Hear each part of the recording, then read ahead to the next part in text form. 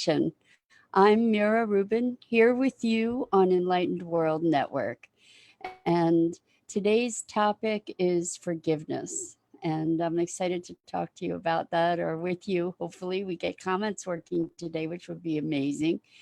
I would love it if we could just take a minute to settle in and get present. Let's just take a deep breath in through your nose and hold it and imagine that pure, sparkling, clean oxygen is just filling your lungs and moving into your bloodstream and nourishing all the cells of your body into all your organs. Exhale any tension. Now let's take another deep breath in and hold it. And this time, let's imagine that we are filling ourselves with sparkling white light and that light is coursing throughout every molecule in your body and enlivening and enlightening every bit of you and going beyond. Good morning. I see Carla here this morning. Good morning. Great to have you here. So now let's just get present to our bodies by gently pressing our palms together and softly rubbing our fingers against our palms. So you feel that wonderful tickling in your fingers and in your palms, and allow yourselves to become present to the wonder of being in a physical body right here, right now. And so today's topic is forgiveness. And as we look into forgiveness, we often believe that forgiveness is something that we do for others.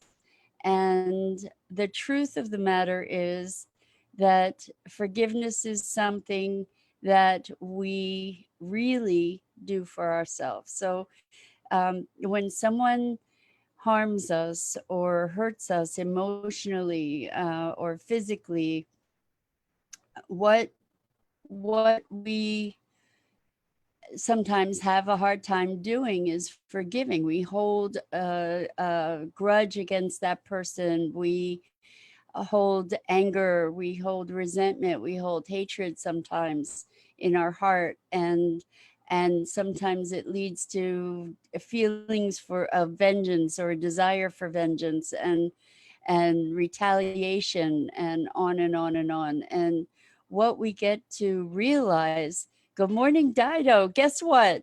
This is so wild, folks. We've been struggling daily for a couple weeks now to get comments working. So finally, we decided to move this through Restream and through Zoom. And there's a whole chat feature with Restream. I've spoken about this already, and we tried to get it set up and it wasn't working well. We figured out that if I had two computers ready, that I could be watching the comments on one computer and communicating to you on another. And don't you know, I've got that all set up. I see you on the separate computer, but today I actually see you in the Restream chat, which is phenomenal. So yesterday I was talking about resourcefulness. It pays off, right? Resourcefulness and persistence. But today, today we are talking about forgiveness. And what I really want us all to connect to is that holding hostility and anger and hurt in our hearts. Tammy says it worked. Yay! Good morning to you, Tammy Fisk. So you've been following the trials and tribulations of this comment thing, right? Well, thank you, Tammy. I appreciate you hanging in here with me through my not being able to talk to you directly. Yay! Says Dido. Yes, I agree. Okay, so back to forgiveness. When we when we hold anger and hatred and hurt, who is it that's holding it? It's us, right? So we're holding the frequency of all of that in our body. And I've heard someone say that holding anger and hatred for someone else is like trying to poison somebody but taking the poison yourself. And that's actually the truth. So while it may be really hard to fathom the ability to forgive another person for ways that they may have hurt or harmed us, if we don't forgive them, which is a release, if we don't release the hold on the anger and the hurt and the victimization and the vengeance, if we don't release that, we are poisoning ourselves on a constant basis for as long as we hold those feelings. So um, there's been a lot of disruption in my family over the years, and lots of transgressions. I'm going to put that in quotes, where people in the family get hurt, and I'm sure that this is not in any way unique to my family. So people get hurt emotionally, people get angry, and anger has been kind of a tradition in my family. I'm sorry to say, but it's true, and has been a big thing for me personally to overcome. That was my first response to pretty much everything, was the anger for a good portion of my life, because that's what I was acclimated to, and I was trained into that. And so with anger comes blame and resentment. And the thing about that is, with blame, what we're doing is we give another person power over our well-being. You know, when we blame someone, when we experience being a victim, we are giving away our power and our capacity to make our lives the way that our experience of our lives, the way we want that experience to be. If I'm at the effect of others and the behavior of others and the actions of others, then I don't have sovereignty over my own life. I don't have the ability to to um, shape my own destiny, right? So, has anybody out there felt uh, had a situation in your life where you just have not been able to forgive someone? I'm wondering if, and it may be, it may be that that person has done something heinous. And I'm still saying that forgiveness is an act not for them but for us. And forgiveness doesn't mean that you have to have anything to do with that person ever again.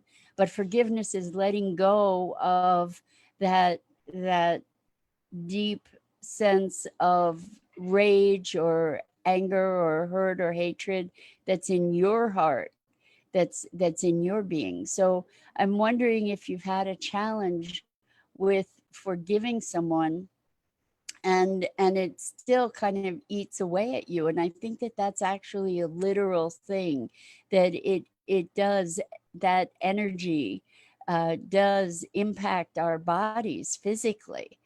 And one of the hardest people to forgive in our lives is ourselves. And I want to address that because I'm so Carla says, yes, it's been so hard for me. And Carla, I understand how hard it can be to forgive others. And the thing is that it's when we forget, I'm going to come back around to talking about forgiving ourselves. But when it comes to forgiving others, it's not about saying that what they did was okay. It's not about saying that you ever really want to talk to them again. Forgiveness is an inside job. And you can tell another person that you forgive them, but you can also experience that forgiveness within yourself for another, and also for ourselves, which we'll talk about in a minute. But the experience of forgiveness, how do we do it? It's by saying, this anger, this hurt, this rage, this blame, this externalization of responsibility or um, sovereignty over my experience that I'm giving to another, I'm going to take that back. And I'm going to take back my power. And I'm going to choose for my well being to let go of this hatred. I'm going to let go of the blame. And I'm going to just allow myself to come present to me. The thing that's worked for me is to say that it is to come back to the notion that life is not happening to me, it's happening for me and through me. And if I believe that, then even the most horrible things that I've experienced in my life were in some way, shape, or form gifts to me. And Sue, welcome, Sue. So good to have you here. She says, forgiveness is an inside job. We get to experience the forgiveness within ourselves. Exactly. So when we're talking about forgiveness, in fact, forgiveness is an act of self-love. And how can that be? How can that be? Because when we are holding all these negative, hostile emotions toward others, they are residing within our physical being, right? The chemistry that gets created when we have rage or we have hatred or we have vengeance, that chemistry is inside of us and it is toxic. And so when we say, you know what, I love myself enough to no longer harbor those feelings for this other person, that then we get to create a deeper sense of inner freedom and inner peace. Carla, I'm wondering if this at all resonates for you, if it's possible to connect inside to the place that's so hurt and harmed, and then just connect to your heart and find that place where your heart is being constricted with these feelings of victimhood and upset and hurt and maybe vengeance and rage. All those feelings, feel how it feels in your body and ask yourself if you are willing for you to choose a space of lovingness for you.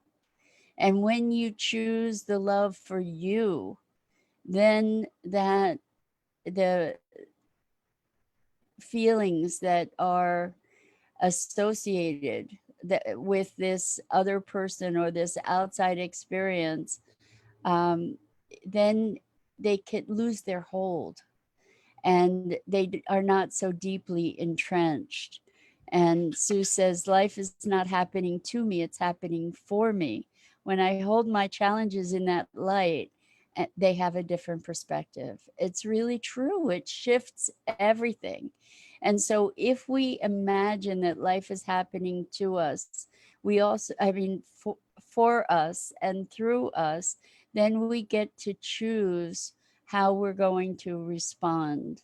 And one the real point of this to understand is that when it comes to forgiveness of another person, it's not about them.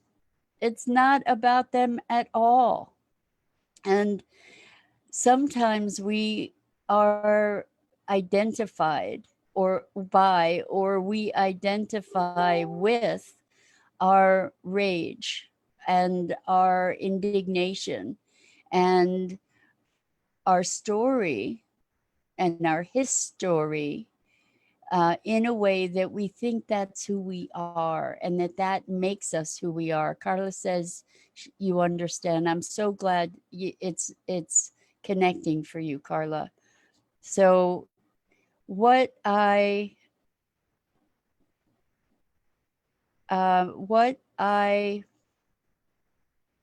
am wanting to look at with you. Okay. So Carla says it's hard sometimes because I'm married to an alcoholic. I understand. And so I think this brings us really well and easily and perfectly into the conversation about self forgiveness, too. Because sometimes we need to forgive ourselves for allowing ourselves to be be in a situation that we're in. And oh my gosh, Carla said you just went through chemo, so you really understand how this is, right? Because cancer is something that is consuming us from the inside out, right? And there's a metaphor here for these emotions that can consume us from the inside out. Just because we forgive someone doesn't mean that we need to stay there in a toxic situation. If somebody is beating you, it is not a great thing to be staying in that situation. If you are in a situation that is toxic, one of the things that is a good thing to be looking at is how to remove yourself from that situation, right? It's really forgiveness does not mean condoning. Forgiveness does not mean suffering further abuse. We don't forgive somebody so that they can continue doing the terrible things that they do.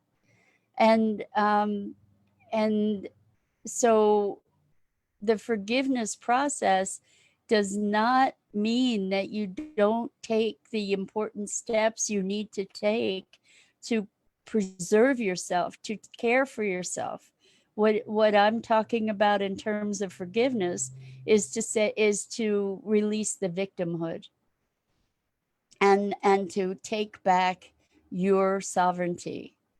And so I don't know what your situation is, Carla, but it sounds to me like it's very likely that you internalize so much emotion in the context of your marriage and in your life that it kind of is consuming you and it's creating and a challenge to your immune system from all that stress that you've been living in.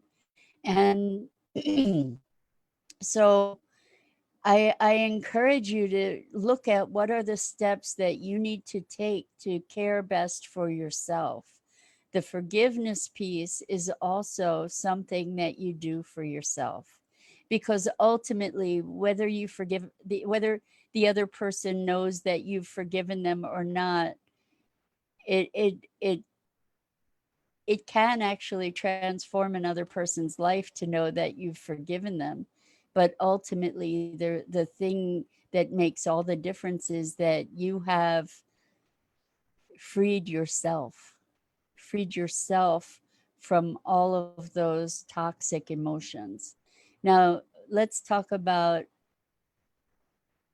self forgiveness, because we have all done things in our lives that we're not proud of. And there can be such a tremendous sense of guilt. That was something that I really, really truly suffered with for years. And I realized that I created that suffering for myself, but I truly suffered with deep, deep guilt and shame for years. And I was very unforgiving to myself. And self love and self acceptance is so deeply dependent upon our willingness to allow our humanity and our perfect imperfection through our lives. So um, I'm wondering, Carla, if you have allowed yourself for whatever it is in your life that maybe you've not forgiven yourself, if you have been able or are willing to look at how you might be able to find a place of forgiveness for yourself. And one of the ways that I have found to move from self battery and self abuse into a deeper sense of self love and acceptance is to parent myself, is to step into the part of me that is the compassionate and loving and accepting parent, and to be communicating with my child self to to love her and forgive her and hold her close and sweetly and tenderly, and to let her know that I love her no matter what. And that exercise has actually been transformative for me in my past, where I allowed myself to step into a deeper acceptance of myself and forgiveness, and released myself from the shame and the blame. And I'm wondering if you guys are willing to take that on. We all have things that we're not proud of. And releasing ourselves from shame is the most profound and freeing thing that we can do, to really face. It's not easy. It takes courage, because my experience of it was that it was pretty darn painful to be looking at the things straight on that I felt shame about in my life. But the thing is that until I resolved that, until I connected and allowed myself to clear it, to forgive myself, until that time, I was punishing myself over and over and over again. And I want to encourage you, all of you who are listening, to find a, a safe space where you can face that shame, allow yourself to feel the shame, and allow yourself to comfort yourself. Because where is the shame coming from? It's either coming from internal judgment or internalizing external judgment. And when we recognize that we all do the best that we can, and sometimes it may not be also great. It may be pretty terrible sometimes, but we're doing the best that we can in any given moment. If we imagine that that's true, then we can find a greater space to allow ourselves to let go of that past, not necessarily forget it, but to forgive it, and be aware that that was a part of our learning path, and that moving beyond the shame is also a part of our path of evolution and learning, and to use those circumstances to to educate us for future choices, then we can be free to be more present, because the shame and the guilt and the blame are all things that are keeping us stuck in the past and prohibiting us from being fully present in this moment in time. So is this making sense? Is this connecting with you guys? I'm wondering if you have the willingness and the ability to take this path to freedom. And it's not like, it's not the easiest thing to do. I get it. It's not a walk in the park, facing yourself and facing the things that you've done that you may have said that's unforgivable, or other people have done, to say it's unforgivable, that person is a terrible person, and or I'm a terrible person. um Carla says yes. I'm so glad, Carla. I hope this is helpful, because this is such an important thing, and I think it's something that's pretty universal that we struggle with, is shame, guilt, blame, and what I think that this is so much a part of where the problems of our society arise, is that we blame others, and we shame others, and then we and ourselves, we blame and shame ourselves, and then we hold that rage, because sometimes it's easier to hold that rage than it is to be present to the love that we want to bring into the world. And um, it just to go full circle, it is a loving action, it is a loving act of self to forgive ourselves, to forgive others, because I keep connecting it to freedom, but what it's doing is it's freeing us from the past. It's freeing us to be more present to the moment. It's shifting our physiology, because holding that anger is eating us up inside, literally, and often shows up in all kinds of physical disease, because when you hold that emotion for long enough, that energetic frequency, eventually it manifests in the physical. And so for our well-being, we want to be able to let go of this stuff, as challenging as it is. And so I'm wondering if anybody else, anybody who's listening, if you have any other input around this conversation of forgiveness, because it's a transformative practice.